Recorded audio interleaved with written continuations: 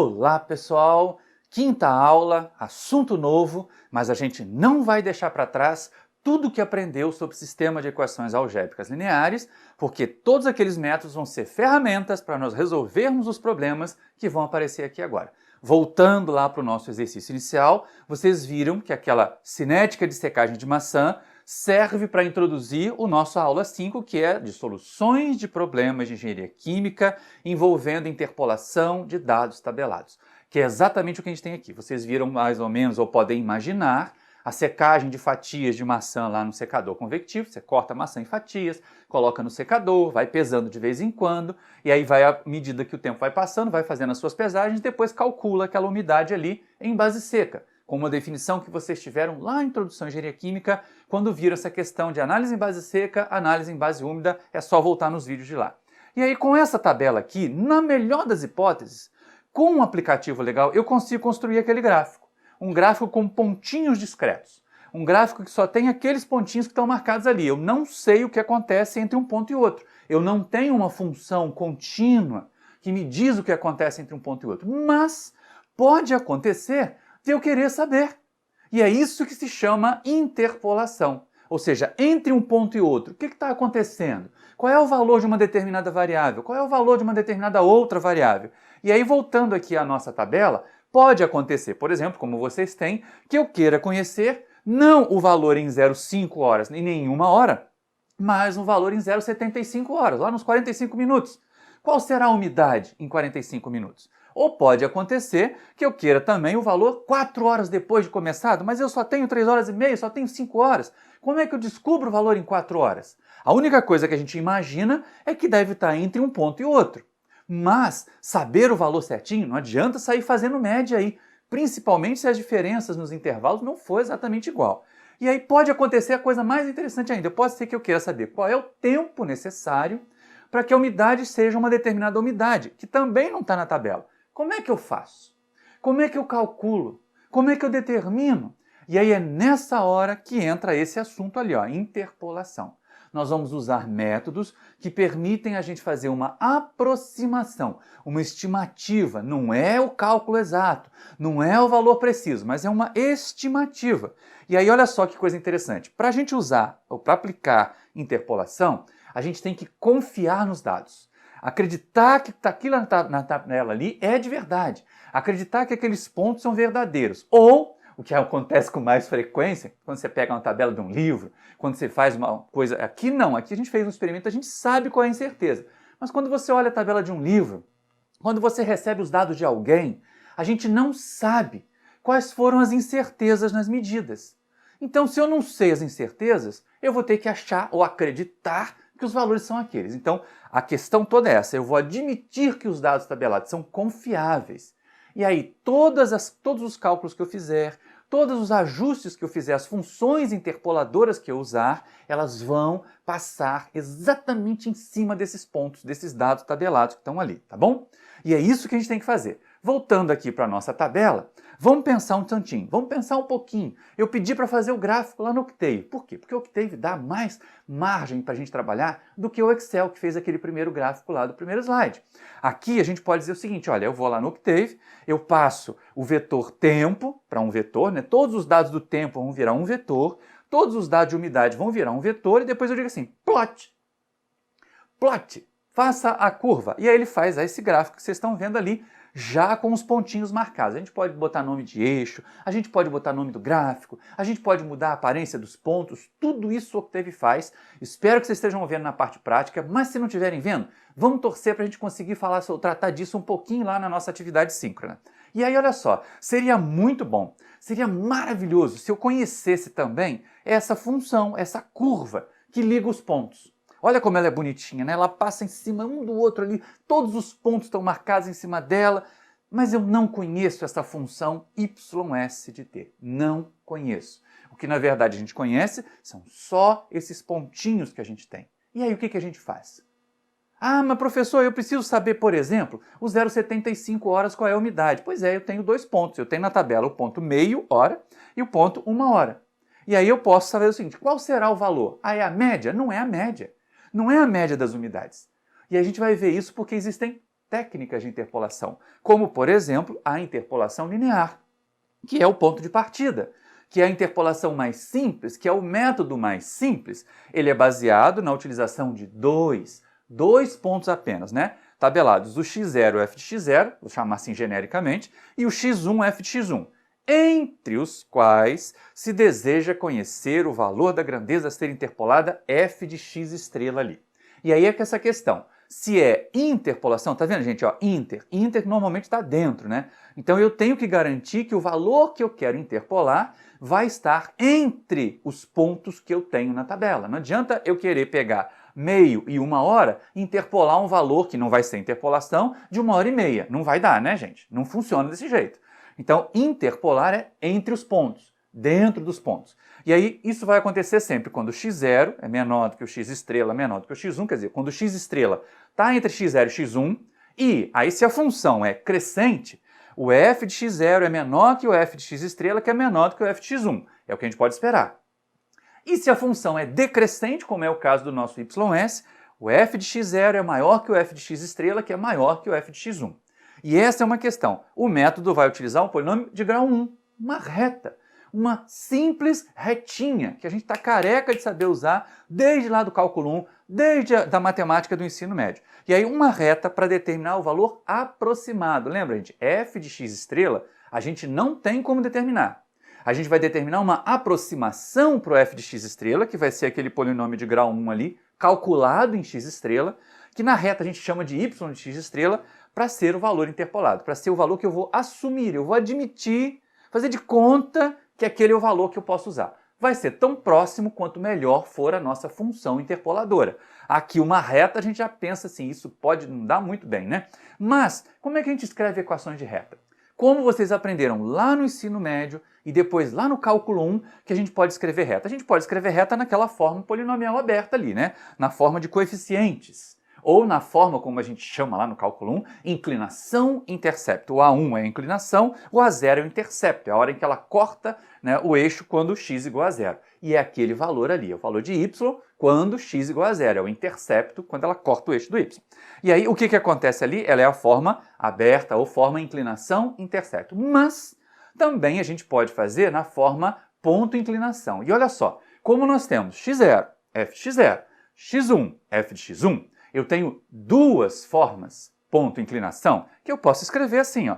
P1 de x menos f de x0 é igual a alfa que multiplica x menos x0. Ou seja, eu usei a inclinação alfa e o ponto x0 f de x0. Ou P1 de x menos f de x1 igual a alfa 1 que multiplica x menos x1. Ou seja, eu usei a inclinação alfa 1 e o ponto é x1 f de x1 para poder escrever a equação da minha reta. Mas e elas são diferentes? Calma que vocês vão ver. Calma que, se são dois pontos, os mesmos dois pontos, sempre tem que dar a mesma reta.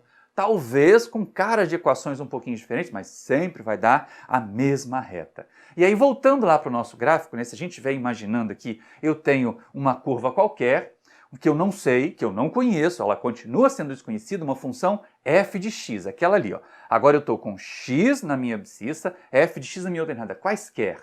Tá? A única coisa que eu sei é que existe uma curva. Se existem pontos que foram tirados, que fazem descrição de um processo, eles fazem parte de uma curva, que eu posso não conhecer. Posso conhecer só os pontos que estão lá na tabela, mas que a curva existe, existe.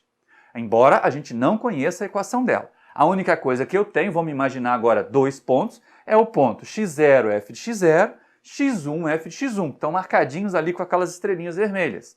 E aí acontece o que? Frequentemente eu quero alguma coisa no meio, entre esses dois pontos, entre o x0 e o x1, que é o nosso x estrela. Eu quero calcular o valor da f de x estrela. Mas como? Como se eu não conheço a equação? Como se eu não conheço a equação da f? A única coisa que eu posso dizer é que, nesse caso, a função é decrescente, então f de x0 é maior que f de x estrela, que é maior do que f de x1. Isso é muito importante a gente ter sempre na cabeça. Por quê? Porque se fizer as contas e der um ponto fora desse intervalo que a gente está querendo, está errado. Já errou na hora de fazer as contas. Então é muito importante estar atento a isso. Mas, e aí aquela velha história, eu não tenho a função, e tenho só 2 pontos. E por 2 pontos não tem jeito. A única equação que a gente passa é a equação de uma reta. Então a gente passa uma reta ali e vai descobrir qual é a equação dela. Vai descobrir qual é a equação que descreve a reta, aquele y ali eu coloquei na forma inclinação-intercepto, a1x mais a0, para depois eu pegar lá e subir um pouquinho ali, ó, estender o meu tracejado do x estrela e achar um y de x estrela. E aí eu vou admitir, eu vou sonhar de noite, né, que é de verdade mesmo, até porque se a gente olhar ali, eu botei numa escala bem grande, para ficar gritante para vocês, isso não é bem verdade. O y de x estrela não é exatamente o f de x estrela. É o valor aproximado, o mais aproximado que a gente conseguiu chegar com essas condições, com 2 pontos só. Mas olha só que tem um baita de um erro ali. Tem um erro que a gente comete que a gente tem que tentar diminuir à medida que a gente vai fazendo as coisas. E aí é lógico, o que a gente tem a colocar aqui é o seguinte, nesse gráfico todo, ou com esses pontos apenas, só com esses 2 pontos, a única coisa que eu vou fazer é eu vou confiar, eu fecho o olho, acredito que os pontos são esses mesmo, passo a reta ali e vou tentar descobrir. Então, ó, como está escrito ali na observação, como os dados são confiáveis, ou seja, ou eu não sei certeza, que é mais comum, ou eu tenho certeza que os pontos são aqueles, que é menos comum, né, eu posso garantir que a função interpoladora, que nesse caso ali é uma reta, vai passar exatamente sobre os pontos. Ou seja, isso é que é importante dizer, na minha função, eu tenho em x igual a x0, o f de x é f de x0. Em x igual a x1, o f de x é f de x1. Mas, como a minha reta interpoladora passa por esses pontos, eu também posso garantir que em x igual a x0, o y de x0 é igual ao f de x0. Está lá na tabela. Da mesma maneira, em x igual a x1, o y de x1 é o f de x1, que está lá na tabela. É só olhar a tabela e dizer assim, minha reta y vai passar por esses 2 pontos. E aí a pergunta que fica é a seguinte, então quem é x estrela em x e x estrela, f de x estrela? Quem, né, é o que eu quero saber, é o que a gente quer interpolar. Mas a única coisa que a gente pode dizer, por enquanto, nesse momento, nessa aula de hoje, a gente vai ver bastante coisa, são 2 vídeos de novo, e nesse primeiro vídeo a gente já vai trabalhar dobrado. Então olha só, a única coisa que eu posso garantir na interpolação linear é que eu vou ter que aproximar. Eu vou dizer que em x igual a x estrela, a f de x estrela é aproximadamente o y de x estrela. E só, não consigo fazer mais. Mas professor, como é que a gente descobre a equação da reta? Como vocês fizeram lá no ensino médio? Como vocês fizeram lá no cálculo 1? Daquela mesma forma, ainda mais com 2 pontos, né? Reta, a gente sempre tem vontade de 2 pontos ligar com uma reta e muita gente faz isso errado lá quando apresenta resultados experimentais e liga os pontinhos por retas. A única coisa que a gente tem é o seguinte, em x igual a x0, o y de x0 vale f de x0, em x igual a x1, o y de x1 vale f de x1, certo? Então, partindo lá da equação da reta na forma inclinação-intercepto, que é que vocês acostumaram a ver lá no ensino médio, embora não seja a forma mais confortável, mas espera que vocês vão ver, a gente pode escrever esta equação que está aqui em vermelho, genérica, né, nos pontos.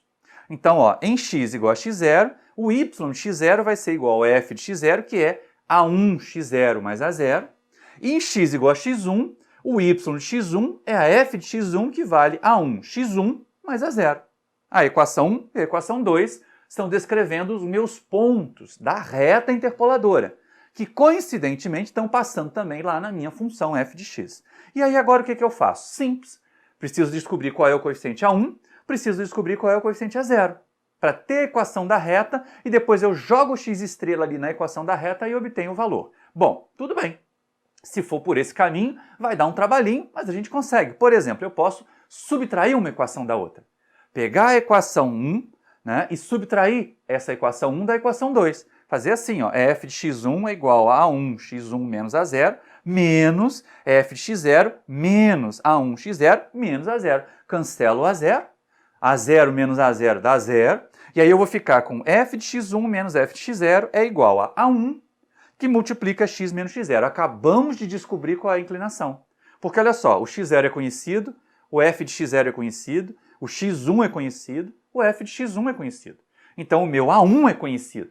O meu A1 é essa equação ali, ó. A inclinação da reta interpoladora é f de x1 menos f de x0 dividido por x1 menos x0. Estão entendendo? Estão enxergando? Eu botei de azul para ficar bem legal. Vou trazer para frente na hora de editar para vocês poderem ver maior, para ficar um negócio bem marcado na cabeça. Achamos a inclinação. Agora o que é que eu faço? Eu pego a inclinação e substituo uma das duas equações. Qualquer uma. Eu vou pegar a primeira, porque é questão só do costume mesmo. Então, apesar da gente ter essa questão, a gente vai pegar lá a equação 1, substituir o A1 nela e ver se eu consigo achar o A0. E consigo, né? Ó, f de x0 vai ser a minha inclinação A1, que é aquela equação zona ali agora, vezes o x0 mais A0. Agora, só o A0 não é conhecido. O resto tudo é conhecido. E aí eu consigo determinar o A0 por essa equação ali. Ó. A0 vai ser f de x0 vezes x1 menos f de x1 vezes x0 dividido por x1 menos x0. O denominador é o mesmo do A1. A diferença está no numerador. E agora eu tenho a equação da reta interpoladora, que é gigante, não é? Que é incômoda. Puxa vida, mas já pensou? Mas olha só, pensa bem. Na verdade, na hora que vocês forem fazer conta, esse A1 aqui, ó, que é o f de x1 menos f de x0 dividido por x1 menos x0, é um número. O A0, que é f de x0 vezes x1 menos f de x1 vezes x0 dividido por x1 menos x0, é um número. É só um número. Vai ficar pequenininho. E aí depois eu só pego o x estrela e jogo ali. Mas se vocês não quiserem ter esse trabalhão todo, calcular esses números, fazer essas coisas todas, a gente pode partir para outra forma. Aquela forma ponto inclinação é muito mais confortável. E ainda vai dar duas equações que a gente pode usar que são absolutamente equivalentes. Então agora, partindo da reta na forma ponto inclinação, eu tenho duas opções. Ou eu uso a inclinação α0 e o ponto x0 f de x0, ou uso a inclinação α1 e o ponto x1 f de x1, correto? E aí eu tenho assim, ó, x menos f de x0, estou usando a primeira, é igual a α0, x menos x0. Em x igual, porque ela não tem que passar pelos pontos? Se eu usei o ponto x0 aqui, ela tem que passar pelo ponto x1 f de x1. Então eu substituo. Em x igual a x1, f de x1 menos f de x0 é igual a α0, que multiplica x1 menos x0, nossa equação 3. Se eu for fazer a reta usando o ponto x1 f de x1, ele tem que passar pelo x0 f de x0. Então, escrevendo a reta com a inclinação α1 e o ponto x1 f de x1 é aquilo. Y de x menos f de x1 é igual a α1 x menos x1. No ponto x0, que é o que tem que acontecer, se eu usei um ponto, ela tem que passar pelo outro, x f de x0 menos f de x1 é igual a α1, que multiplica x0 menos x1 menos x0. E olha só, naquela equação toda ali, as únicas coisas que são desconhecidas, na equação 3 é o α0, na equação 4 é o α1. Então a gente pode determinar, explicitar as inclinações daquelas duas retas. Parecem duas retas, não é? Parecem diferentes porque eu usei pontos diferentes. Mas isso vai depender do conforto de vocês, daquilo que vocês quiserem usar para ter conforto. O α0 é f de x1 menos f de x0 dividido por x1 menos x0. Perfeito. E o α1? O α1 é f de x0 menos f de x1 dividido por x0 menos x1. Mas olha só, não está muito parecido esse trem? Não dá para dizer, se eu multiplicar o α1 por menos 1, ou se eu multiplicar por menos 1 o denominador e o numerador ali do α1, não vai dar o α0? E dá. Mas é lógico, né, gente? Se eu tenho os mesmos dois pontos, qualquer reta que eu passar por esses dois pontos, sempre vai ter a mesma inclinação. Não tem inclinações diferentes. Não tem duas inclinações, não tem três inclinações. Então, o α1 é igual ao α0, que é igual ao A1, aquele A1 lá da outra abordagem, que é f de x1 menos f de x0 dividido por x1 menos x0. Pronto. Agora que a gente tem inclinação, eu consigo ter também as minhas equações. Duas equações para facilitar a minha vida. Porque é exatamente isso que a gente tem. Olha só, em y, né, eu tenho aquelas duas retas escritas ali, tanto usando o ponto x0, f de 0 quanto o ponto x1, f de 1. Isso abre espaço para eu ter duas equações de retas interpoladoras equivalentes. Assim, ó, y de x é igual a f de x0 mais aquela inclinação zona, né? f de x1 menos f de x0 dividido por x1 menos x0 vezes x menos x0, que é a equação 5, ou y de x é igual a f de x1 mais aquela inclinação zona toda vezes x menos x1, equação 6.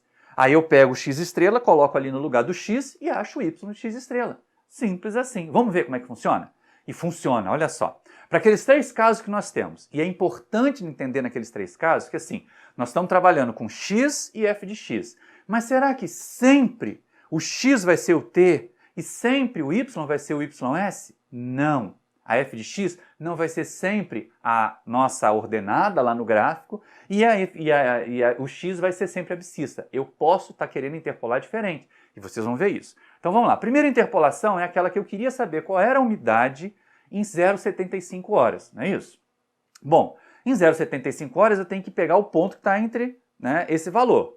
Então eu tenho meio e 6,0130 e tenho 1 hora e 4,4852. São os dois pontos, o x0, ft0, x1, ft1.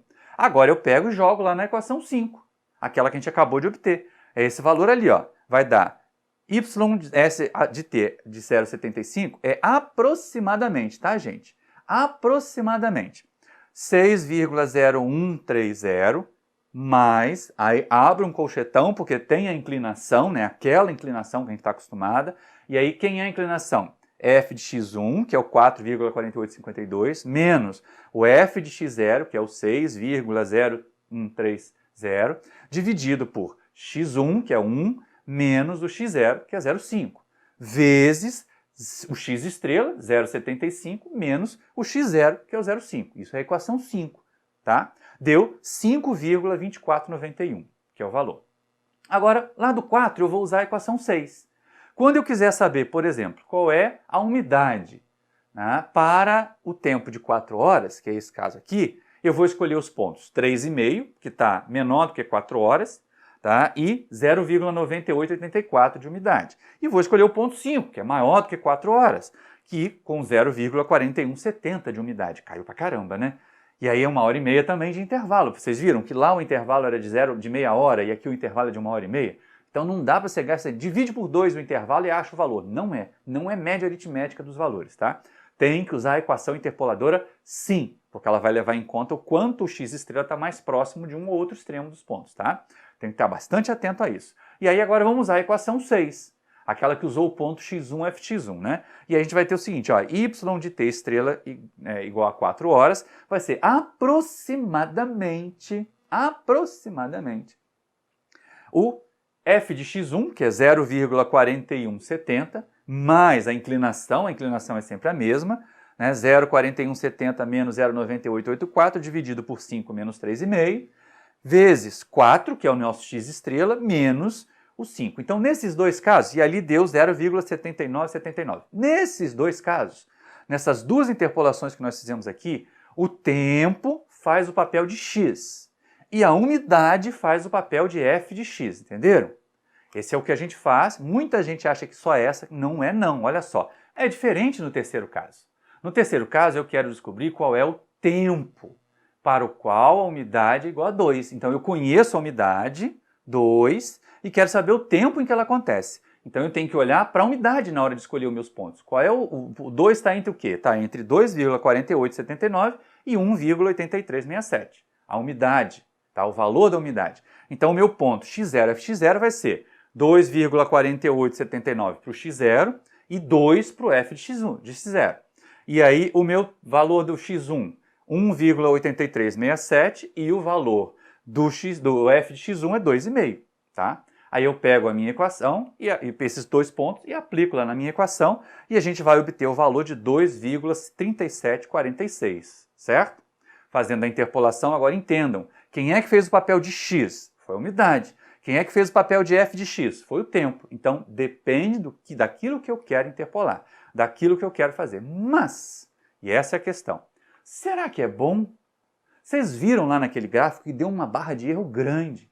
Interpolação linear não necessariamente é o melhor. Se os pontos estiverem muito pertinho um do outro, se o comportamento da função for bem parecido com uma reta, pode até ser que seja preciso. Mas, comumente, ordinariamente, não é o melhor caso fazer interpolação linear. Então, já que a reta é um polinômio de grau 1, por que não aumenta o grau do polinômio, né? E aí a gente começa a ter outros tipos de interpolação. A interpolação polinomial agora, né? Vamos começar baseada na utilização de n mais 1 pontos. Ah, n mais 1, professor, para um polinômio de grau n, eu preciso de n mais 1 pontos tabelados, pelos quais se pode definir um polinômio de grau n, na forma aberta em coeficientes, para determinar o valor aproximado de f de x, né, que é o Pn de x estrela ali, certo? E aí olha só que coisa importante essa observação. Os pontos interpoladores deverão ser escolhidos pelos valores de x mais próximos do x estrela. Ah, então como é que vai fazer? Não sai catando qualquer ponto, não. Não sai catando qualquer ponto. Você tem que fazer uma diferençazinha ali entre o x estrela e os pontos que estão na tabela e escolher os pontos mais perto dependendo do grau do polinômio. E aí a gente já viu, ó, uma reta, que é um polinômio de grau 1, ela precisou de 2 pontos. Uma parábola, que é um polinômio de grau 2, ela vai usar 3 pontos. Então eu vou escolher os 3 pontos mais próximos do x estrela e do y estrela, do f de x estrela. Tá? Se eu tiver uma cúbica, eu vou precisar de 4 pontos.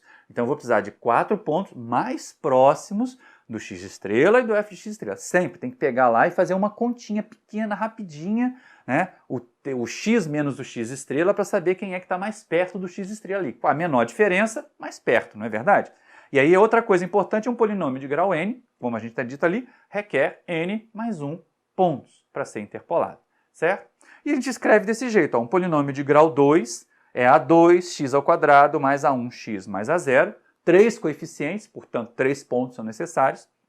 Um polinômio de grau 3, a3x³ mais a2x² mais a1x mais a0, 4 coeficientes, portanto 4 pontos. E generalizando, eu posso ter um polinômio de grau n, escrito daquela forma que vocês estão vendo ali, ó. Vou puxar aqui para frente só essa equação do polinômio de grau n, para vocês poderem ver mais tranquilo, tá? Então vai ser lá o an x elevado a n mais an menos 1 x elevado a n menos 1 até a1x mais a0, tá? Tenho aquela equação grandona, é um polinômio aberto de grau n. E agora o que eu faço? Bom, aí vem aquela história, os pontos não são confiáveis? Então o meu polinômio interpolador tem que passar por todos os pontos, e é exatamente isso que a gente vai fazer. Ele vai ter que passar exatamente por todos os pontos. Se eu quiser fazer um polinômio de grau 2, ele tem que passar por 3 pontos.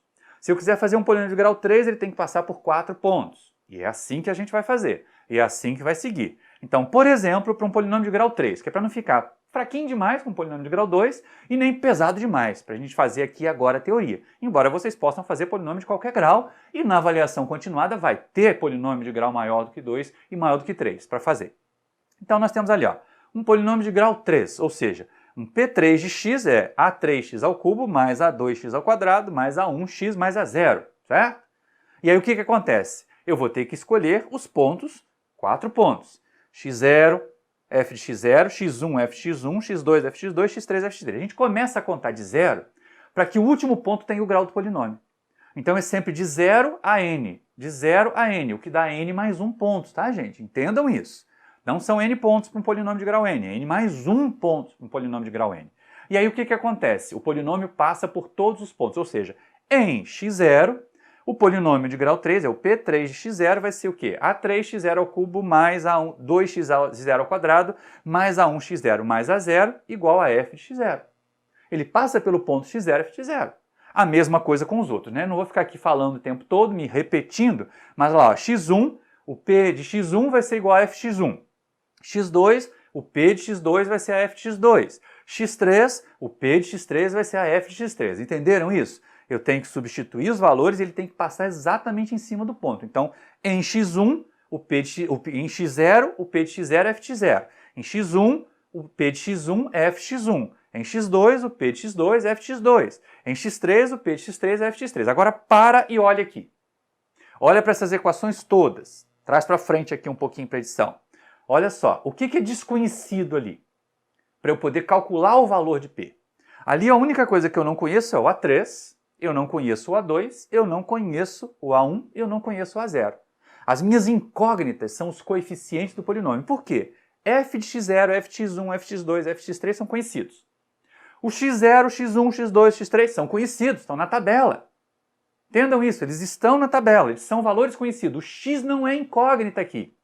A incógnita nesse problema são exatamente o vetor de coeficientes do polinômio. O A3, o A2, o A1 e o A0. Entenderam isso? Por isso que a gente escreve o polinômio desse jeito.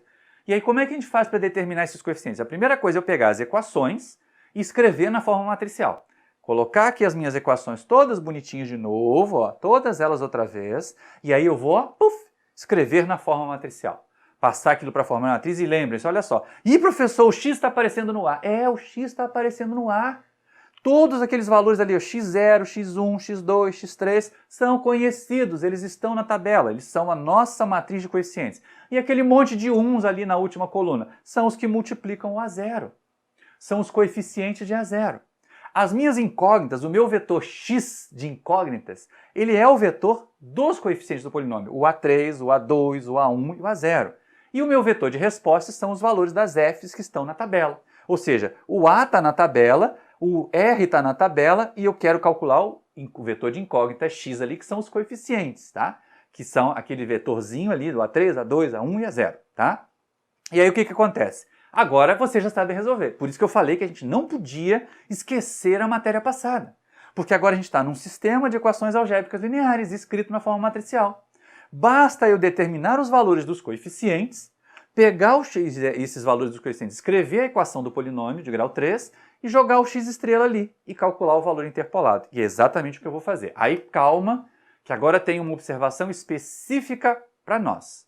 IT751.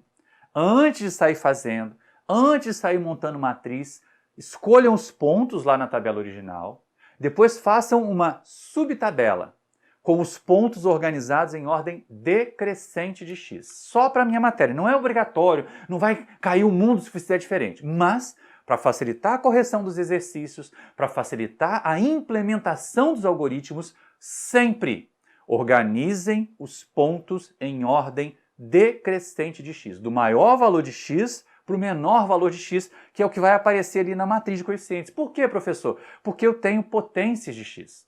Então, se eu começar com o maior valor de x lá no A11, eu vou ter sempre coisas menores do que ele embaixo. E aí isso facilita muito o tal do pivotamento da matriz, que não é hoje, com os computadores poderosos, com a super quantidade de casas decimais que a gente pode usar, não é crítico. Mas, em termos de organização e para a minha disciplina, para as tarefas que vocês fizerem comigo, sim, todos os exercícios vão ser: escolhe lá os pontos na tabela original, depois faz a subtabela com os pontos organizados em ordem decrescente de x. Vai ser cobrado assim e assim terá que ser feito, tá bom? Então, observando isso agora, a gente pode ir lá na nossa tabela para escolher os pontos. Afinal de contas, olha só, vamos pensar no nosso problema inicial, né? Eu tenho aqui a minha cinética e eu quero saber, por exemplo, em t igual a 0,75 horas, qual é o valor da umidade? Eu vou passar um polinômio de grau 3. Mas como que eu escolho os pontos? Fazendo um simples delta. É mais uma coluninha ali, ó, na minha tabela. Delta t, que é t menos t estrela. O t tabelado menos o t estrela. E aí eu faço a diferença, e deixa com sinal mesmo. Então olha só, vocês vão observar que aqueles vermelhinhos ali são as menores diferenças. Os pretos já estão numa diferença grande. Então eu tenho menos 0,55, menos 0,25, aí passa pelo 0,75, né? Passa pelo zero de diferença, mas não está tabelado. 0,25, 0,75, e depois começa 1,25, então as diferenças já ficam grandes. Eu vou escolher, se eu preciso de 4 pontos, os 4 pontos mais próximos do 0,75. Os 4 pontos mais próximos do 0,75 são o 0,2 e 7,04, o 0,5 e 6,01, estou arredondando, né? O 1 e 4,48, e o 1,5 e 3,33. São os meus 4 pontos. Esses são os pontos mais próximos. E aí eu vou, ó, fazer a minha tabela. Agora eu vou colocar em ordem decrescente de tempo, e vai ser assim, ó, vai do 1,5 até o 0,2, para poder aplicar lá o método, tá bom?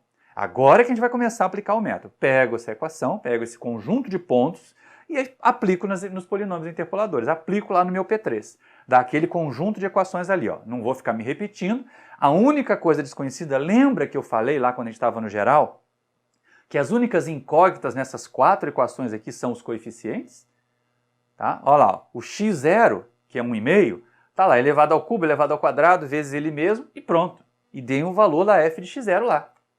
A mesma coisa com relação aos outros. Pego isso, escrevo na forma matricial. Escrever na forma matricial é a coisa mais simples, vocês já estão acostumados, desde a unidade passada. E ali eu tenho a minha matriz de coeficientes, o meu vetor de incógnitas e lá na ponta o meu vetor de respostas. E agora, professor? Agora você já sabe. Da mesma forma como nós resolvemos todos os problemas descritos por equações algébricas lineares nas unidades anteriores. Eu fiz no Excel, fiz no Octave e fica de dever de casa para vocês. Eu resolvi usando o Gauss-Jordan e a gente obteve o seguinte, olha, o A3 é 0,2117. É claro que eu fiz a conta usando todas as casas possíveis, mas para apresentar com forma elegante eu vou reduzir a 4 aqui, mas não tirem os números da calculadora, usem todas as casas decimais possíveis para poder ter precisão. Então 0,2117, hora menos 3, tem unidade, professor? Tem unidade, gente. Claro que tem unidade. Olha só, o que o meu P3 representa? Não representa a umidade? Mas umidade é adimensional, é verdade, mas ela é um polinômio no tempo, e tempo é dimensional. Então se o meu A3 multiplica tempo ao cubo, ou seja, hora ao cubo, eu tenho que dividir por hora ao cubo para poder ter a dimensional. Então o meu A3 vai ser 0,2117 hora menos 3. O meu A2, que multiplica tempo ao quadrado, é 0,1122 hora menos 2. O meu A1, que multiplica tempo, é menos 3,5940 hora menos 1. E o meu A0, que não multiplica nada, que já é adimensional, ele é 7,7560. Entenderam? Perceberam que tem que pensar também na dimensão dos coeficientes? Quando eu faço interpolação polinomial em polinômios abertos em coeficientes, os coeficientes têm unidade. Podem ter unidade se eles forem de grandezas dimensionais, se eles estiverem relacionando grandezas dimensionais. Então, fiquem atentos a isso. Uma vez que eu achei os coeficientes, eu vou lá na equação. Eu vou na equação do polinômio e digo, olha, o YS de 0,75 é aproximadamente o polinômio de grau 3 calculado em 0,75, que é aquilo ali, ó, 0,2117, 0,75 ao cubo, mais 0,1122, 0,75 ao quadrado, menos 3,5940, 0,75, mais 7,7560, que deu 5,2123. Tinha dado 5,24 na interpolação linear e agora deu 5,2123. Não está tão longe, mas provavelmente está mais preciso, tá? E é isso que a gente tem que garantir aqui. Garantir que o meu polinômio interpolador, tá? Ele vai garantir precisão, o que não significa que aumentar indefinidamente o grau do polinômio vai dar mais precisão, não. Você pode ter um polinômio de grau 2 mais preciso que um polinômio de grau 4. Por quê? Porque os pontos estão mais perto ali do que eu quero interpolar.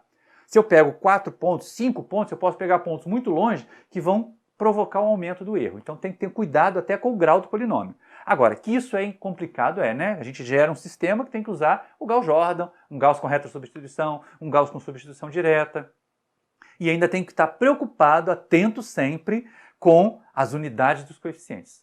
No próximo vídeo, porque esse vídeo já está de bom tamanho, nós vamos ver um outro método de interpolação polinomial, que é bacana pra caramba, que já não precisa ficar resolvendo o sistema de equações algébricas lineares e, principalmente, que a gente não precisa se preocupar com as unidades dos polinômios e dos coeficientes, até porque nem tem coeficiente para calcular. Mas isso é para o próximo vídeo, então para aqui, façam esse exercício que eu deixei, revejam esse vídeo, entendam os conceitos para poder fazer todos os problemas, principalmente entendam o conceito, olha assim, nem sempre quem faz o papel de x na interpolação é a abscissa, nem sempre quem faz o papel de f de x na interpolação é a ordenada. A gente tem que ter um cuidado danado em relação a isso, tá bom? Então, ó, até o próximo vídeo, que eu vou liberar daqui a meia horinha. Vocês já vão ter outro vídeo disponível para poder continuar com a nossa tarefa de fazer interpolação baseada em dados tabelados, tá? Um grande abraço para vocês.